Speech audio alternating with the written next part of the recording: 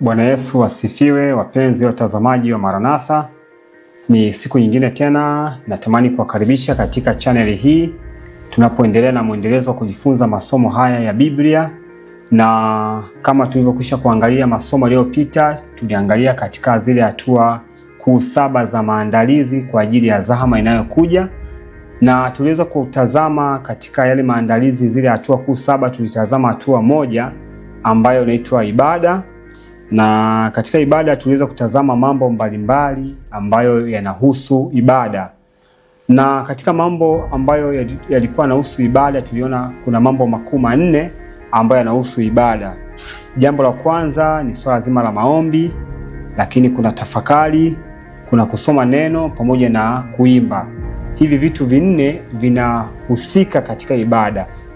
Na tukaona katika hii hatua ya ibada ni hatua ya msingi sana, ambapo hatua zingine zote zinazobakia 6 ili ziweze kueleweka kwa uzuri zaidi zinategemea hatua hii ya kwanza ambayo ni ibada. Na mpangilio wake katika hizi hatua kuu 7, mpangilio wake unategemeana, kwa sababu unapoanza hatua ya kwanza, ya pili, ya tatu mpaka ya 7 ni kama unavyokuwa unakanyaga ngazi. Kila unapokanyaga hatua ya kwanza na pili, ya tatu mpaka kufika hatua ya mwisho, hizi hatua zinategemeana. Kwa leo natamani tutazame katika hatua ya pili, na kama Bwana akitupatia nafasi tutatazama pia na hatua ya 3. Kwa hiyo katika hatua ya pili, kabla tujaanza, naomba tupate kuomba ili tuanze kutazama hatua ya pili kutoka kwenye hatua ya kwanza ambayo tulikuwa tumekwisha kuiona. Basi unapopata nafasi pamoja nami, unaweza kupiga magoti, na kama una nafasi hiyo basi unaweza kuinamisha uso wako ili tuweze kuomba pamoja tunapoanza somo letu la siku ya leo. Karibuni sana.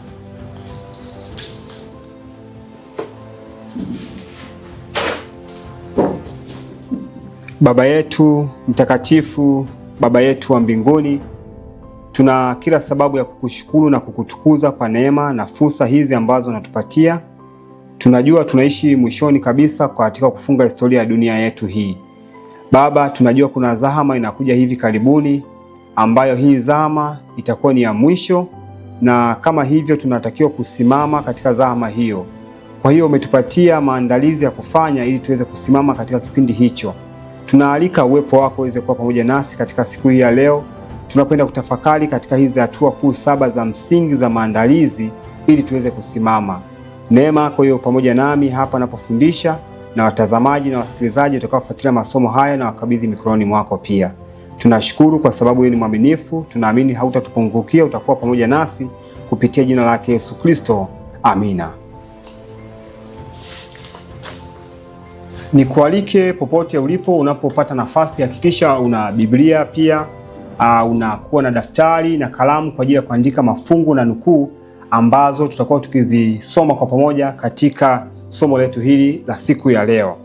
Kwa hiyo katika hizi hatua, ndugu zangu, naomba nirudie kwenye ibada. Kuna kitu cha msingi cha kukitafakari hapa. Katika ibada, kwenye kitabu cha Elimu ukurasa wa 124, Elimu ukurasa wa 124 paragrafu ya 3, kuna nukuu hapa. Nabii anasema maneno yafuatayo. Nabii anasema hivi: mwanadamu aliumbwa kuwa na ushirika na Mungu. Mwanadamu aliumbwa kuwa na ushirika na Mungu. Anasema ni katika ushirika huu pekee ndipo anapata maisha ya kweli na maendeleo. Katika hizi hatua kuu 7, ndugu zangu, ambazo tunazitazama kila wakati tunaposema tunatazama hizi hatua kuu 7, au niseme maandalizi ili kuweza kukabili zahama inayokuja. Hii zahama inayokuja inahusiana na chapa ya mnyama. Na chapa ya mnyama, ndugu yangu, itakaposimamishwa itakuwa ni kipindi ambapo kila mtu atapaswa kutoa hesabu ya maisha yake. Na huo wakati ni wakati ambapo Mungu anataka tuweze kupata ushindi au ukamilifu. Na huu ushindi au ukamilifu tunaozungumzia kwa sababu dhambi ilikuja kuathiri maisha ya mwanadamu. Na hivyo Mungu anasema sasa mwanadamu aliumbwa kuwa na ushirika na Mungu. Kumbe Mungu alipomuumba mwanadamu alitamani mwanadamu aweze kuwa na ushirika na yeye. Kabla dhambi hajaingia duniani, Mungu alikusudia hivyo. Na hata baada ya dhambi kuingia duniani, bado Mungu akaweka mpango wa kumkomboa mwanadamu. Na katika huu mpango ambao Mungu aliweka kumkomboa mwanadamu, Mungu anahitaji kushirikiana na mwanadamu. Ndio maana anasema ushirika. Unaposikia neno ushirika, ina maana ni kitu kinachohusisha pande kuu mbili. Mungu ana sehemu ya kufanya na mwanadamu ana sehemu ya kufanya. Kwa hiyo Mungu anatuita tuingie katika ushirika na yeye. Kwa hiyo ibada sio jambo lingine lolote isipokuwa ibada ni kutengeneza mahusiano kati ya Mungu na mwanadamu. Ndio maana katika ibada Mungu anazungumza na mwanadamu ana sehemu ya kuzungumza. Tuliona kuna kuzungumza, Mungu anazungumza kupitia nini? Mungu anazungumza kupitia neno lake, anazungumza kupitia majaliwa yake, anazungumza kupitia asili, anazungumza kupitia sauti ya ndani ya Roho Mtakatifu. Na hivi mwanadamu anapaswa pia kuzungumza na Mungu kwa njia ya maombi. Kwa hiyo kwa njia hiyo basi Mungu anatengeneza ushirika kati ya yeye na mwanadamu. Na anasema ni katika ushirika huu pekee, ni katika ushirika huu peke yake ndipo mwanadamu anapoweza kupata maisha ya kweli pamoja na maendeleo. Kwa nini amesema maendeleo? Kwa sababu mwanadamu baada ya dhambi alikuwa ameathirika katika nyanja kuu tatu. Mwanadamu ana nyanja kuu tatu. Nyanja ya kwanza ni nyanja ya kimwili, nyanja ya pili nyanja ya kiakili, na nyanja ya tatu nyanja ya kiroho. Kwa hiyo mwanadamu alipoathirika katika hizo nyanja zote tatu, shetani alimharibu mwanadamu katika mwili, akaharibu akili ya mwanadamu, lakini pia akaharibu sehemu ya roho ya mwanadamu.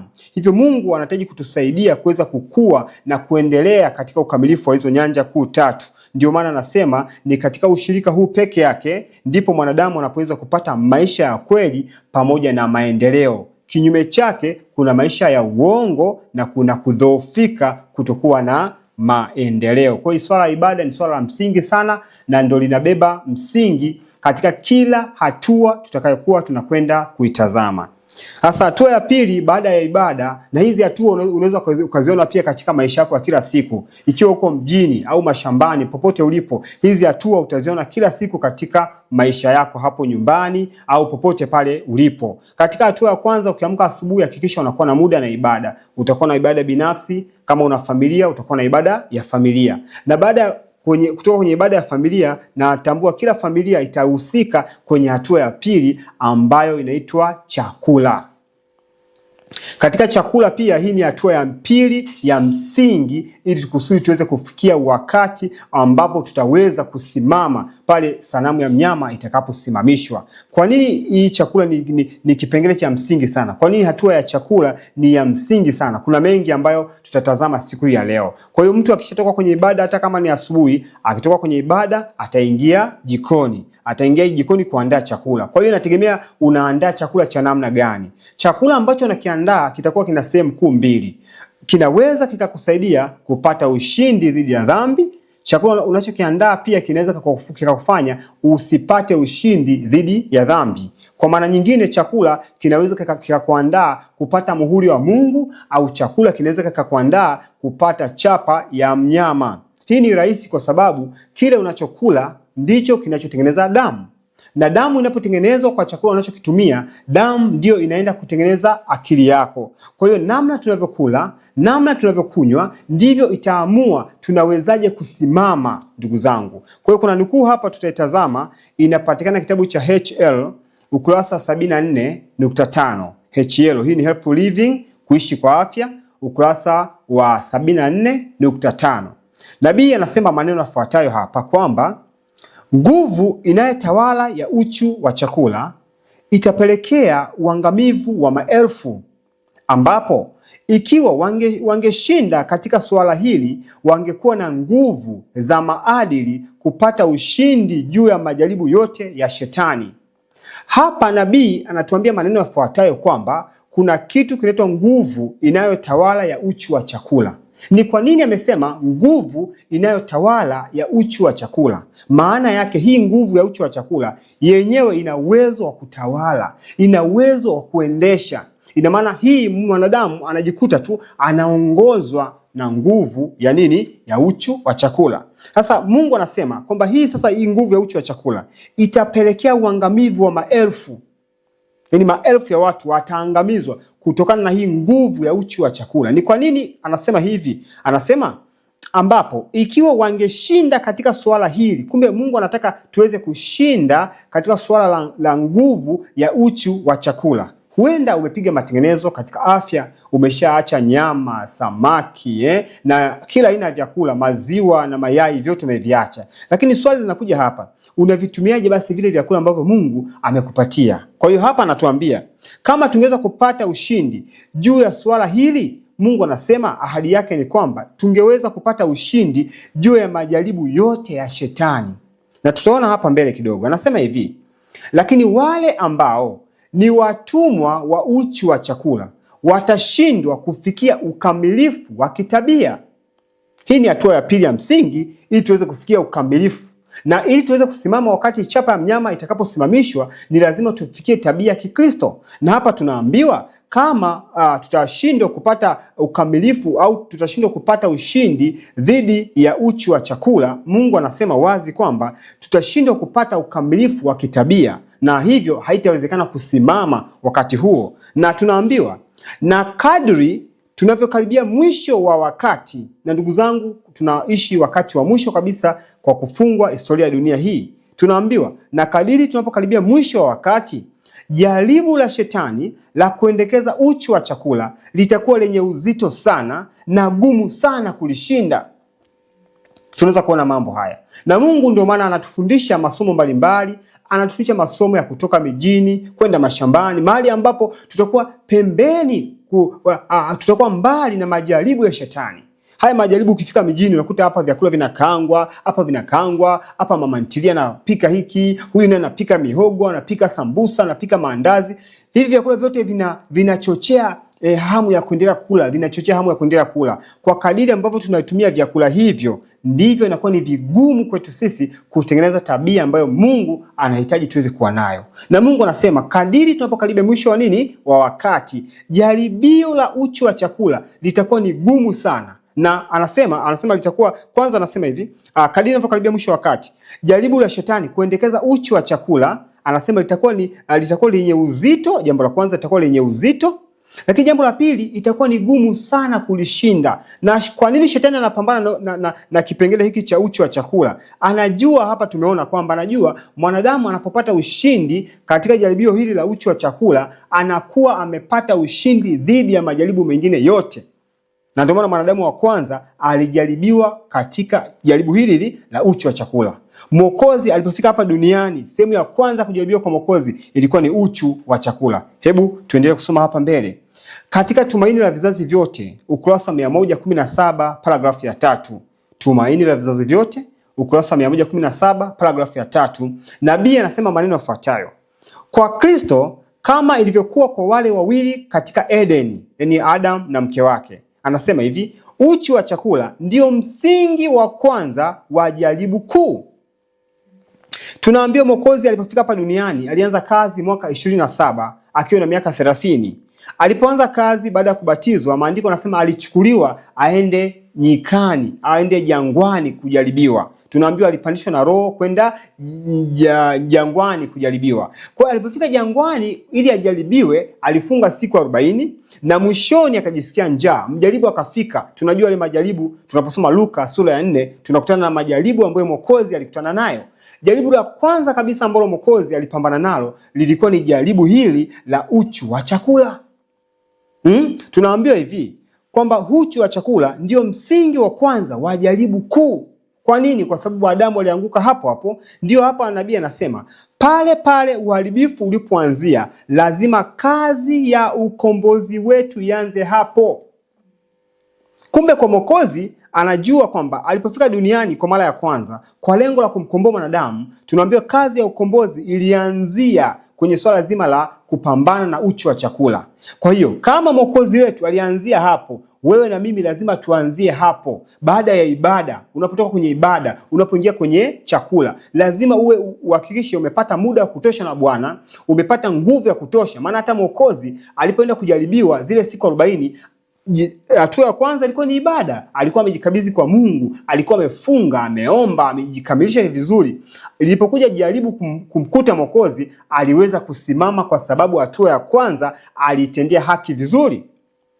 Ndio maana hata sisi kama asubuhi maisha yetu ni ibada zetu, Baba asante, asante Baba asante, unaondoka. Ni vigumu kushinda jaribu hili la uchu wa chakula. Tunaambiwa hapa, kama vile ambavyo tamaa ya hamu ya chakula ilivyomwangusha Adamu, vivyo hivyo kwa kuikana hamu ya chakula lazima Kristo ashinde. Kumbe Adamu alijaribiwa katika jaribu hili la uchu wa chakula. Tena tunaambiwa Adamu alijaribiwa katika mazingira ambayo yalikuwa yenye vyakula vingi, miti iko mingi, alipewa matunda yote kutumia isipokuwa mti mmoja tu. Lakini kwa Kristo alipojaribiwa, alijaribiwa jangwani. Adamu alijaribiwa kwenye bustani, lakini Kristo alijaribiwa jangwani, mahali ambapo hakuna mti, mahali ambapo hakuna chakula, mahali ambapo ni pakame. Hapo ndipo Mwokozi wetu alijaribiwa. Lakini wewe na mimi tunaweza tukamshangaa Adamu alipojaribiwa, lakini sisi tunajaribiwa katikati ya vyakula vingi. Kuna magimbi, kuna mihogo, kuna viazi, kuna vyakula vingi, lakini bado mtu atatamani kwenda kutumia samaki, kutumia nyama. Tena wale ambao wamefanya matengenezo ya chakula, utasikia wanakuuliza, wanasema hivi, hasa mnapata wapi vyakula vya kutumia? Mbona mnapata shida sana mboga? Ukimuuliza mboga gani unatumia, atakwambia kila siku anatumia samaki, mayai, kila siku yeye hiyo. Lakini wewe una kunde, kuna mbaazi, kuna njugu, kuna maharage. Maharage nayo kuna jamii nyingi. Kuna maharage meupe, kuna maharage meusi, kuna maharage makubwa, maharage madogo, maharage ya njano. Vyakula viko chungu mzima. Lakini mtu atakushangaa wewe, kisa yetu anatumia dagaa, yeye vyakula vyake ni dagaa. Tena wachache wanatumia nyama. Kuna mtu anasema, umeacha nyama. Utawezaje sasa kuishi bila nyama? Umuulize wewe, nyama mara mwisho umekula lini? Atakwambia, nilikula kwenye msiba wa mjomba. Sasa ona. Na hata akienda kwenye msiba atapewa tu kipande kamoja, anasema mimi nyama kuacha siwezi. Na kumbe nyama yenyewe anakula tu kipande kamoja. Samaki atumii kwake, labda atatumia tu dagaa mara moja, na hata dagaa zenyewe yani ni matatizo tu. Kwa hiyo Mungu atusaidie ndugu zangu, tuweze kutambua kwamba Mungu anatuita hatua kwa hatua. Tena anatuita tuviache vitu vidogo sana. Kitu chakula ni kitu kidogo sana. Na Mungu anaposema acha hiki kutumia, sio kwamba Mungu anakuchukia, hapana. Mungu anatupenda sana na anatupatia mema ndugu zangu. Na unapoacha hivyo vitu, Mungu anakuambia au anatuambia kwamba kwa kuacha hivyo inawezekana kwetu sisi kuacha mioyo yetu. Mungu anahitaji kitu kimoja tu, anahitaji mioyo yetu tumpatie yeye. Sasa kama tumeshindwa kuacha kutumia samaki, kama tumeshindwa kuacha kutumia nyama, mayai, hivi kweli tunaweza tukawacha moyo wetu? Haiwezekani. Hivi vitu vimefungamanishwa na mioyo yetu. Tamaa imefungamanishwa na mioyo yetu. Wana wa Israeli Mungu alipokuwa anaongoza, mambo yalikuwa ni haya. Anaongoza katika ibada, anaongoza na jangwani, anawapatia mana, chakula kabisa kilichoshuka kutoka mbinguni. Mungu anawapatia mana. Tunaambia kile chakula kiliandaliwa na malaika. Hakuna mwanadamu aliyekiandaa kile chakula. Mungu anawapatia wanadamu mana watumie. Wanaanza kukumbuka Misri. Wanasema kule Misri tungekula masijui nini, tungekula na vitunguu saumu. Walikuwa wanatamani kutumia manyama na wanatia vitunguu saumu hapo na nini. Wanamdanganya Mungu, tungekula sio na matango, sio na matikiti. Kumbe ni uongo. Kana kwamba wamefanya matengenezo, wanamwambia Mungu angekula matango, kumbe ni uongo. Ila lengo lao lilikuwa ni kwamba tunataka ile minofu ya kule Misri.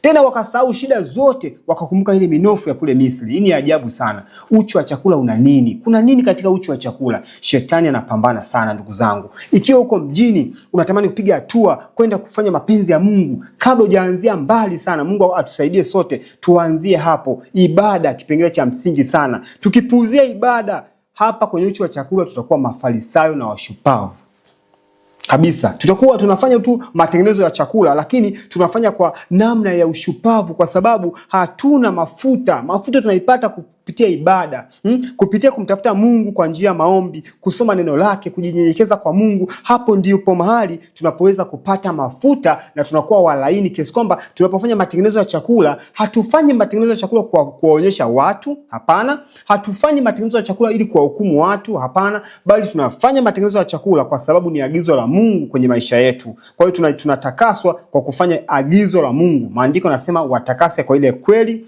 neno lako ndio kweli. Na neno la Mungu linatutakasa pale tunapokuwa tunalitii kwa njia ya upendo. Na hatutaweza kufanya hivyo ikiwa hatuna maombi ya kutosha. Kwa lazima tuwe na maisha ya ibada, tuombe Mungu atusaidie neema yake, maana kuacha nyama sio rahisi, ni neema ya Kristo inayotenda kazi kwenye mioyo yetu. Kwa hiyo Mungu atusaidie katika hiyo hatua ya pili ya msingi kweli kweli. Na hebu tuone hatua ya tatu. Baada ya hatua hii ya pili, na wewe utakuwa shahidi, utaona wazi katika maisha yako. Ukiamka asubuhi, ukishapata ibada, ukishaingia kwenye chakula, ukishakula chakula, utaona hatua ya tatu inakupeleka katika vipengele viwili. Kama sio elimu, basi itakupeleka kwenye kazi fulani. Mtu akishakula vizuri asubuhi, ataingia kwenye kazi fulani kufanya, au kwenye elimu fulani. Kwa hiyo kipengele cha tatu kinahusiana na elimu ya kweli na kazi ya kweli, au elimu ya uongo na kazi ya uongo. Kwa hiyo kipengele cha tatu kinahusu elimu na kazi. Elimu na kazi. Katika hii hatua ya tatu ya msingi sana ambayo inahusu elimu na kazi, kwa nini hii inakuwa ni hatua ya tatu baada ya chakula? Ni kwa sababu mtu anapotoka kupata chakula anaingia kwenye kazi fulani anayoifanya. Kwa hiyo utagundua kwamba kazi ambayo mtu huwa anaifanya inategemeana na elimu ambayo ameipata. Kama anasoma elimu fulani, basi anatamani akafanye kazi fulani. Na kama anafanya kazi fulani, ni kwa sababu amepata elimu fulani. Kwa hiyo kazi ambayo anaifanya au ile elimu ambayo anaisoma, nayo itamwandaa katika makundi mawili. Itamwandaa kupata muhuri wa Mungu, au itamwandaa kupata muhuri wa adui wa shetani. Kwa sababu kupitia hizo kazi za kila siku, hizo ndizo zinazomwambia mtu, wewe maisha yako wapi? Wapi unapata riziki yako ya maisha kila siku? Na utagundua hapa kuna mengi sana kujifunza. Huku mbele Mungu atatusaidia, tutajifunza kuhusiana na mfumo wa maisha. Tukijifunza mfumo wa maisha, tutatazama kwa upana sana kuhusiana na kazi ambazo tunazifanya, kuhusiana na pale ambapo tunapata riziki ya kila siku. Mahali ambapo unapata riziki ya kila siku, katika maisha ya kila siku, huwezi kupatenganisha na ibada. Unajua, unapoabudu ndipo unapopata riziki yako ya kila siku. Kwa hiyo kuna mengi ya kutafakari hapa. Hata katika hatua iliyopita ya chakula, kuna mengi sana ambayo Mungu atatupatia nafasi, tutajifunza kwa neema yake. Sijui ni lini, lakini naomba Bwana atupatie neema tuweze kutafakari hapo. Lakini tutaongea machache leo kuhusiana na elimu na kazi. Machache tu tutatazama kuhusiana na elimu na kazi, namna vinavyoweza kutusaidia kusimama upande wa Bwana. Na tunapozungumzia elimu, kuna mtu anadhani kwamba eti mpaka uwe na degree, mtu anasema kwamba huyu amepata elimu ya uongo, mpaka mtu sijui aende chuo kikuu ndio anasema kwamba huyu amepata elimu ya uongo. Tunadhani ni kufundishwa ABCD, hiyo ndio elimu ya uongo. Hapana. Kuna watu wengine hawajapata elimu hizo, huenda mtu mwingine hata kusoma hajui, amekaa tu nyumbani, ila kuna elimu ameipata mazingira nyumbani, na hiyo elimu imemfanya awe na kazi fulani, na hiyo kazi yake ya kila siku inaweza ikamfanya apate muhuri wa Mungu, au inaweza ikamfanya apokee chapa ya mnyama. Kuna mengi tutatafakari hapa, lakini hebu tutazame machache kuhusiana na elimu. Hiki kitabu kimeandikwa na nabii. Hebu tusome nukuu chache hapa. Kinasema hivi: kuna ile elimu ambayo ni muhimu kwa dunia. Unajua dunia nayo ina mfumo wake umewekwa. Tutaangalia mfumo wa maisha huko mbeleni. Tutatazama dunia, kuna mifumo mikuu miwili. Kuna mfumo wa dunia na kuna mfumo wa Mungu. Na Mungu anataka tupige hatua, tutoke kwenye mfumo wa dunia na tuingie kwenye mfumo wa Mungu. Na hii sio rahisi, lakini inawezekana kwa neema ya Kristo. Tunaambiwa kuna ile elimu ambayo ni muhimu kwa dunia. Malengo yake ni mafanikio katika dunia, kutosheleza malengo ya nafsi. Tunaambiwa tena, ili kuipata elimu ya namna hii, wanafunzi wengi sana hutumia muda wao mwingi pamoja na pesa zao kutia giza akili zao kwa elimu ambayo sio muhimu kwao. Kwa watu wengi wanatumia pesa nyingi, wanatumia gharama na muda mwingi kuweka giza kwenye akili zao kwa kitu ambacho sio cha muhimu. Na wewe kama umejifunza, umesoma mpaka form 6 mpaka chuo kikuu, utagundua kwamba kuna mambo mengi uliyasoma, kuna muda mwingi uliutumia, lakini kumbe sasa hivi unafanya kazi tofauti kabisa, na kiasi kwamba ungeulizwa sasa unaweza ukarudi tena shule, mtu angesema sina muda wa kurudi tena shule, kwa sababu kuna mengi mtu amejifunza shuleni na hayatumii kwa muda huu, bali amemwekea tu giza kwenye akili yake. Tunaambiwa hivi, dunia inawahesabu kuwa ni wasomi. Watu wa namna hiyo, dunia inasema hawa watu ni wasomi. Lakini Mungu akitazama tunaambiwaje? Lakini Mungu hayupo katika mawazo yao.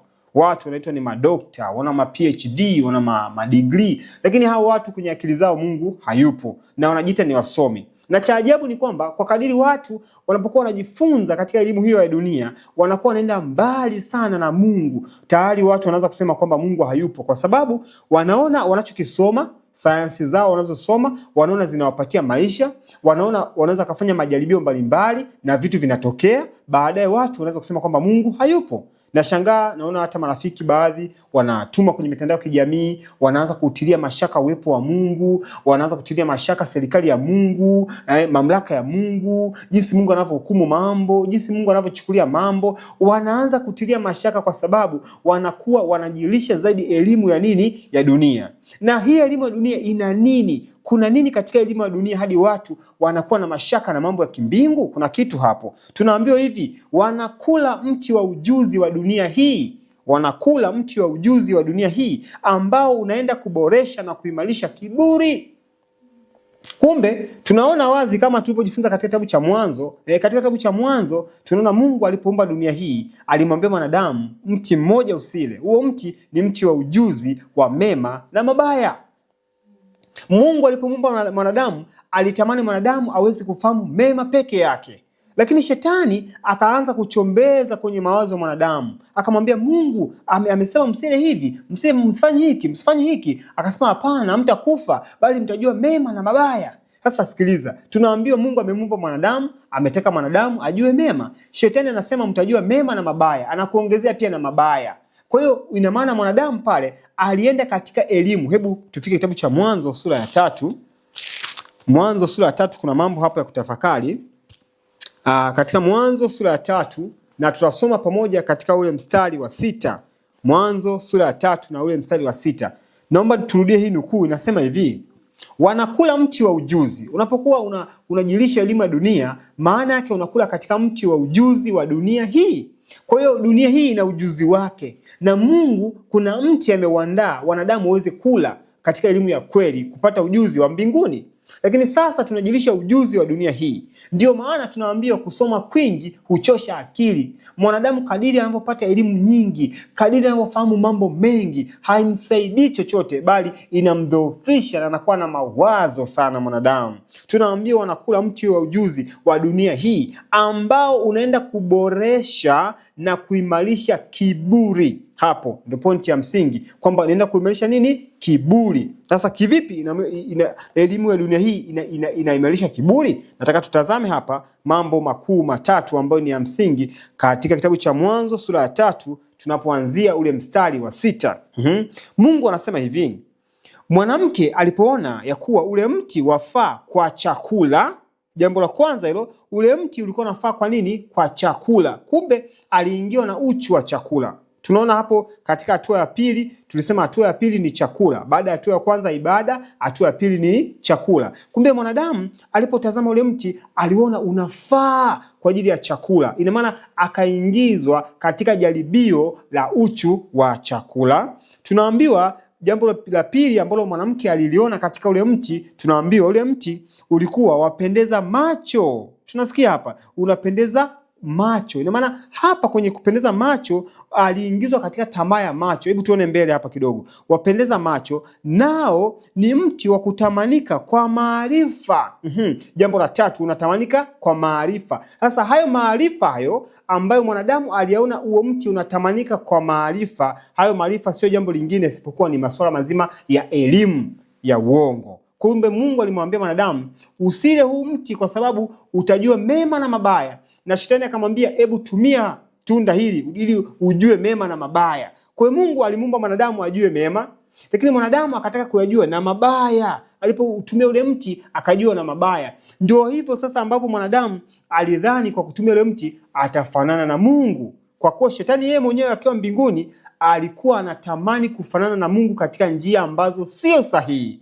Unaposoma Isaya utaona wazi shetani alisema nitapanda juu, nitaketi katika mlima huo, nitafanana na yeye aliye juu. Alitamani kufanana na Mungu katika njia ambazo sio sahihi. Na hapa mwanamke alitamani kuwa na maarifa ya juu. Ndio hapa shetani akasema kwamba mtakuwa kama Mungu, mtafanana na yeye mkijua mema na mabaya. Huu ni uongo aliuleta. Vile vile yeye alivyoanguka kwa kutamani kufanana na Mungu kwa njia ambazo sio sahihi, anazileta kwa mwanadamu.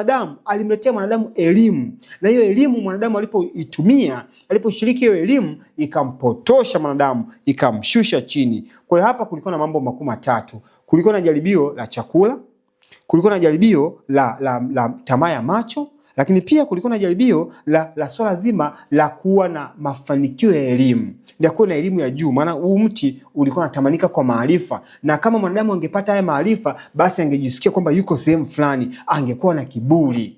Ndio maana unapenda kitabu cha Mathayo cha Luka sura ya 4. Ukienda Luka sura ya 4 hatutafika hapo, ila kwa muda wako unaweza kasoma katika Luka sura ya 4. Ukitazama mwanadamu Bwana wetu Yesu Kristo alipokuwa anajaribiwa na shetani kule jangwani, alijaribiwa katika majaribu makuu matatu. Jaribu la kwanza lilikuwa ni chakula, aliambiwa geuza mawe yote yawe mkate. Jaribu la pili tunaona wazi kabisa katika tamaa ya macho. Shetani alimuonyesha miliki za dunia hii yote, akamwambia hii yote nitakupa ikiwa utaniabudu. Kwa hiyo katika kuabudu aliambiwa utapewa miliki yote, alipewa tamaa ya macho, akatazamishwa dunia yote na fahari yake, lakini alishinda. Na jambo la tatu akamwambia jitupe, alipelekwa juu kabisa, akamwambia jitupe chini, maana Mungu ameagiza ataweka malaika zake wakuokoe. Hapo alikuwa anapimwa katika kiburi, kwamba mimi ni mwana wa Mungu, hebu ngoja nikuonyeshe, ngoja nijirushe chini. Hapo alikuwa anapimwa katika kiburi. Na lakini ukirudi katika kitabu cha waraka wa kwanza, fungua pamoja nami waraka wa kwanza wa Yohana sura ya 2. Hapa napo kuna mambo yanazungumzwa. Tukumbuke tunajifunza hizi hatua za msingi sana, na katika hii hatua ya tatu ya elimu ndio inafanya watu wanakuwa na kiburi. Ndio maana mtu hata kumpelekea ujumbe wa sasa, kwa kuwa unamkuta na elimu ya juu sana, kwa kuwa na kazi ya juu aliyoipata baada ya kusoma elimu ya juu, inakuwa ni vigumu kupokea kwa sababu sio mnyenyekevu. Mlango umefungwa wa unyenyekevu kwa sababu ya elimu ya duniani, mlango umefungwa wa unyenyekevu. Lakini nawakumbuka wachache katika maandiko matakatifu. Kuna mtu anaitwa Nicodemus. Nicodemus alikuwa na kiburi na yeye kwa sababu alikuwa ni msomi wa juu sana katika Israeli. Unapofungua pamoja nami kitabu cha waraka wa kwanza wa Yohana sura ya 2, tutasoma maneno machache hapo. Nicodemus alikuwa ni msomi katika Israeli, na alipoona aibu kumwendea Mwokozi kwa sababu Yesu alikuwa hajasoma. Yesu alikuwa hajasoma, alikuwa ni mtu wa kawaida kabisa, alikuwa ni mwalimu wa kawaida kabisa ambaye dunia ingeweza kumdharau. Lakini Nicodemus aliona ni aibu kumwendea mchana. Ndio maana tunaambiwa Nicodemus alienda wakati wa usiku. Ni kwa nini? Ni kwa sababu ya kiburi cha kidunia.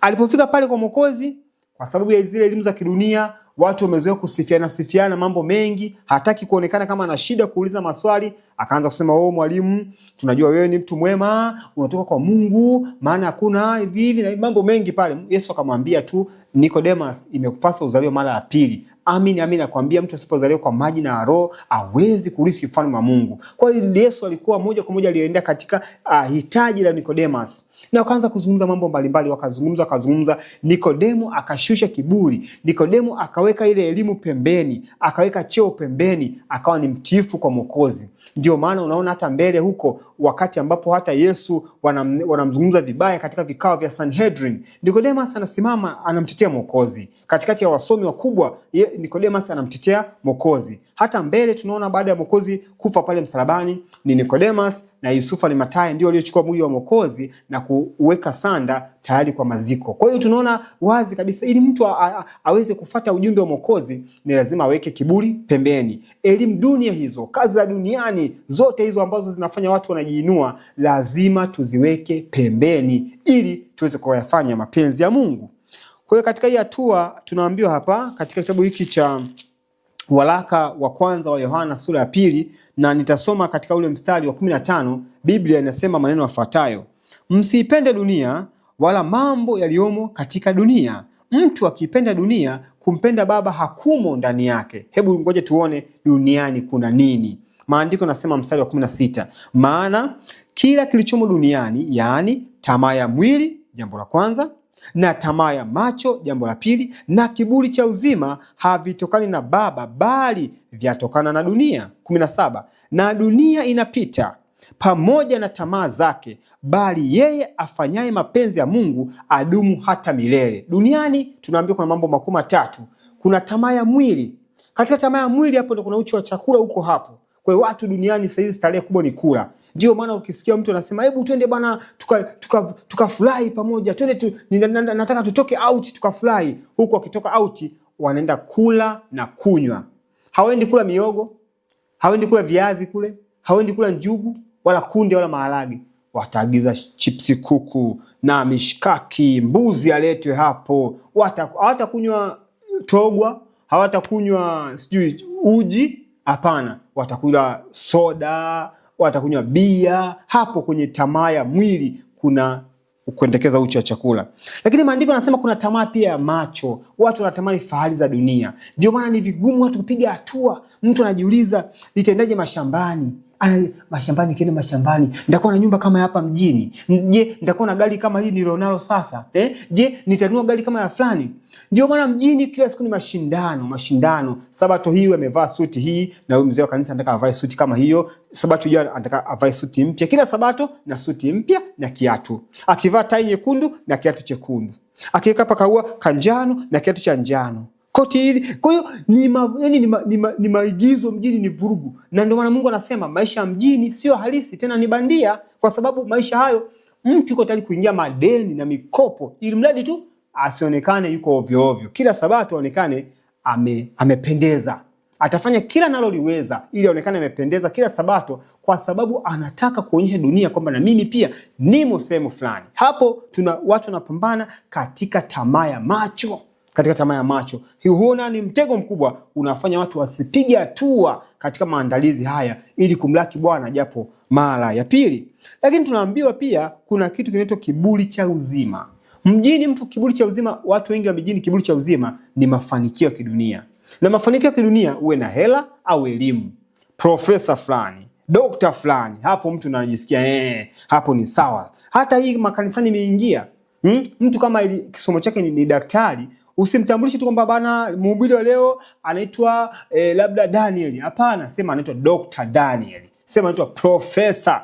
Leo mhubiri wetu ataitwa profesa fulani. Hapo mtu hapo ndo penyewe. Kwa hiyo umegusa kwenye kiburi chake. Sasa ndio anajisikia ndo raha sasa. Hata akiwa anafundisha, hata kama anaongea mabla bla pale, hata kama anaongea uongo. Lakini kwa kuwa ni profesa anaongea, unasema hapa huenda kuna point ameongea hapa, labda mimi sijajua. Unaona kabisa ameongea ameongea mambo ya uongo, lakini wewe unajilazimisha uone kutakuwa na kitu. Huyu daktari bwana, huyu daktari huyu. Kana kwamba udokta ndio unahusika na Biblia. Kumbe hakuna, ni vitu vili tofauti.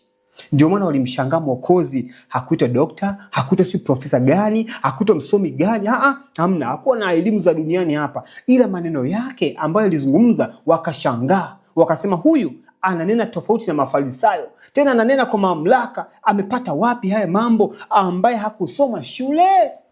Hakuwa na kiburi cha elimu za kidunia hii. Ila Mafarisayo kwa kuwa walifundishwa katika elimu za dunia hii, walikuwa wamejaa viburi vya duniani hapa. Mungu atusaidie sana ndugu zangu, maana tunatakiwa kupiga hatua kuachana na haya mambo mapema ili kusudi tuweze kufanya kazi ya Mwokozi.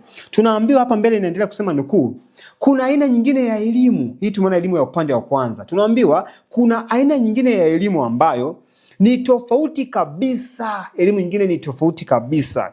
Msingi wa kanuni yake kama ulivyoelezewa na mwalimu mkuu ambaye ni Kristo huyo, tunaambiwa, ambaye ulimwengu haujapata kumfahamu. Huyu mwalimu anasema hivi, elimu yake msingi wake ni huu hapa: utafuteni kwanza ufalme wake na haki yake. Kumbe elimu ya pili tofauti na ile elimu ya dunia ina msingi wake. Msingi wake ndio huu: utafuteni kwanza ufalme wake na haki yake. Upande wa pili, elimu ile ya kwanza msingi wake ni watu kupambana na kiburi, kupambana na ubinafsi. Kila mtu anapambana na yeye mwenyewe, na ndio maana unakuta ile elimu msingi wake watu wanapambana wasome waende juu zaidi ili mishahara iongezewe, ili pesa iongezewe. Mtu anapambana na fedha. Ndio maana tunawaambia zile elimu zinawaandaa watu kupokea chapa ya mnyama. Watu watajikuta wamepambana, wamekimbizana na mafanikio duniani hapa. Mwisho wa siku wamepata hizo elimu na muda umekwisha.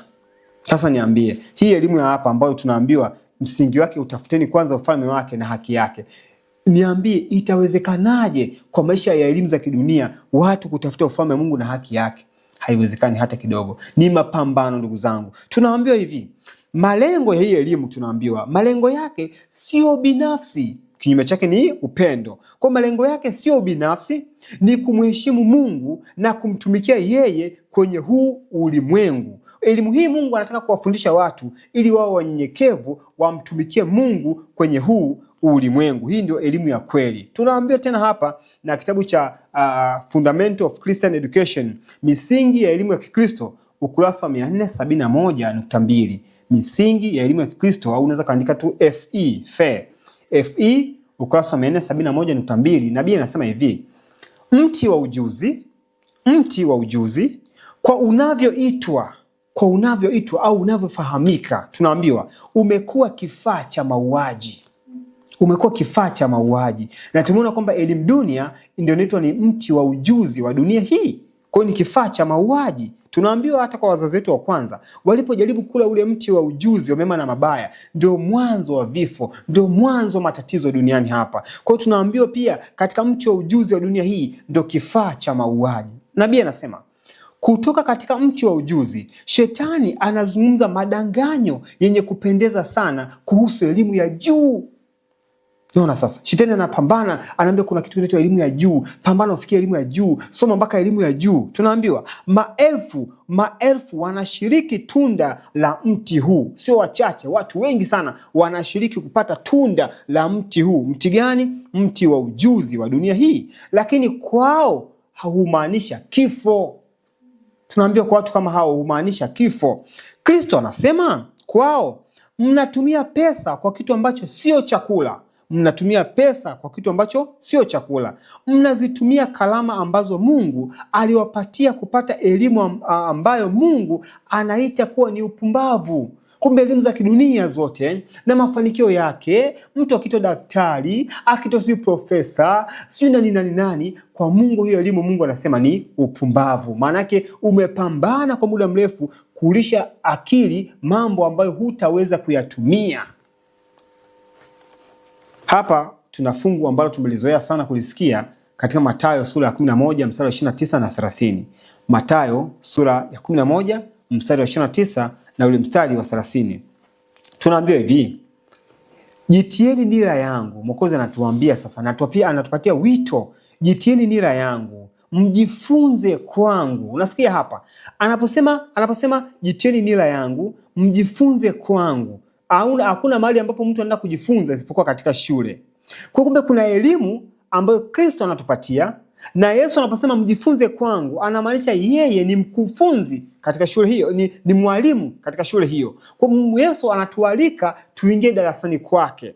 Na katika elimu ya Kristo kuna matokeo ambayo wewe na mimi tunahitaji kuyapata. Matokeo hayo sio degree, sio masters, sio PhD, hapana, sio hayo. Hapana, hata kidogo sio hayo. Anasema jitieni nira yangu. Kumbe kuna kitu kinaitwa nira ya Kristo. Na tunaambiwa nira yake ni laini na mzigo wake ni mwepesi. Sasa anataka tuvae nira ya Kristo. Mara ya kwanza nilikuwa sijui nira ni nini. Ndipo siku moja nilipokuwa naangalia rafiki yangu alipokuwa anatumia ng'ombe kwa ajili ya kulima shamba, ndio akaniambia hii ndio inaitwa nira.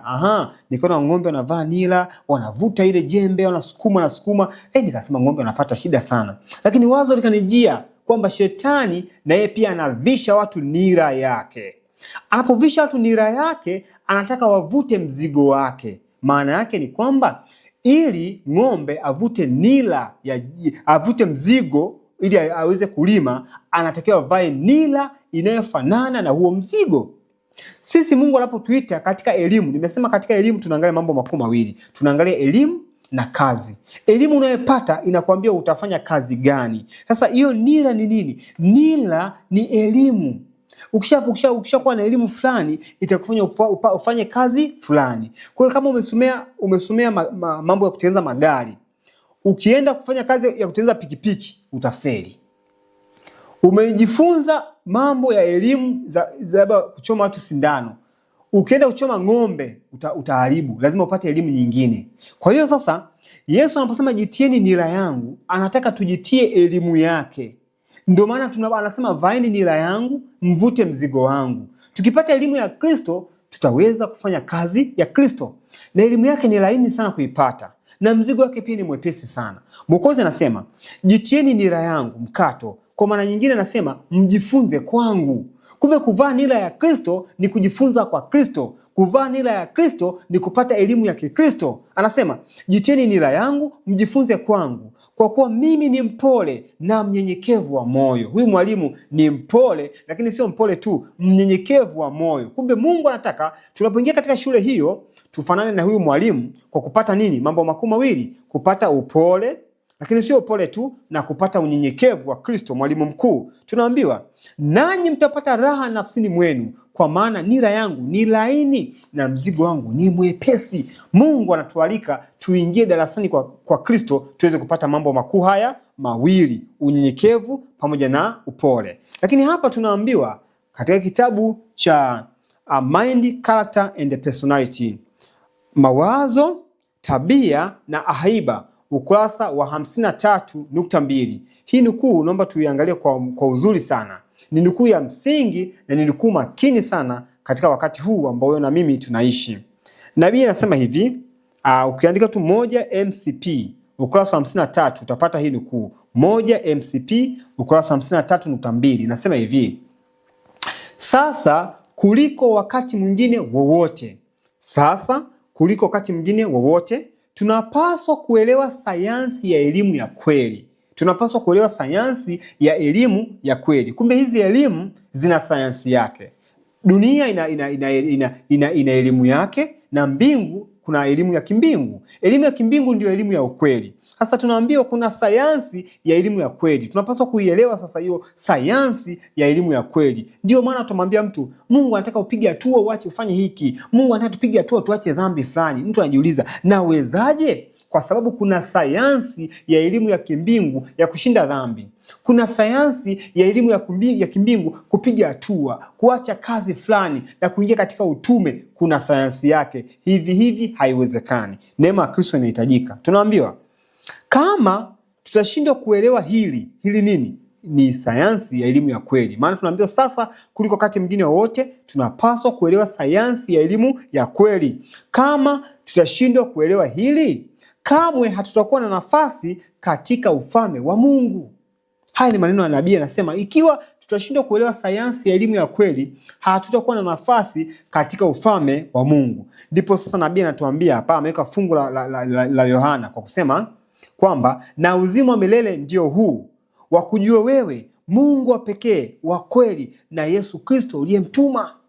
Uzima wa milele ni kumfahamu Baba na kumfahamu Mwana. Na kuwafahamu sio kwamba kujua eti kuna Baba pale, kuna Mwana pale. Hapana, haimaanishi hivyo. Inamaanisha kuingia katika uzoefu wa kivitendo. Kumjua Mungu kama rafiki, kumjua Mungu kama msaada, kumjua Mungu kama ndiye mwalimu, kumjua Mungu kama ndiye msemaji mkuu wa maisha yetu. Unajua Mungu atusaidie sana ndugu zangu.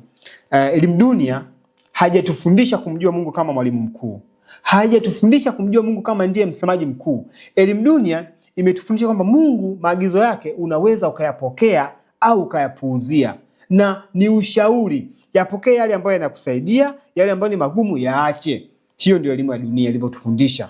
Ndio maana mtu haoni shida hata saizi kanisani ukimwambia kuhusu mashauri ya chakula na lishe atakwambia yanaitwa ni mashauri, mashauri. Lakini tumesahau pia kuna kitabu kinaitwa mashauri katika zaka, mashauri ya uwakili. Mtu anakuambia hapa unatakiwa uwe makini sana. Kwenye zaka na sadaka hata kwambia ni mashauri. Lakini kwenye masuala ya chakula atakwambia haya ni mashauri. Sasa tumefikia hapo kwa sababu dunia ndio imetufundisha hivyo. Wale ambao wamesoma mpaka vyuo vikuu, profesa akitoa kazi, mwalimu akitoa kazi wa chuo au wa shule, mtu atahakikisha anafuatilia mwanzo mpaka mwisho, anafanya kazi ambayo amepewa na mwalimu kuifanya. Lakini mbingu zikitupatia kazi ya kufanya, tunaweza tukazifanya au tukaacha.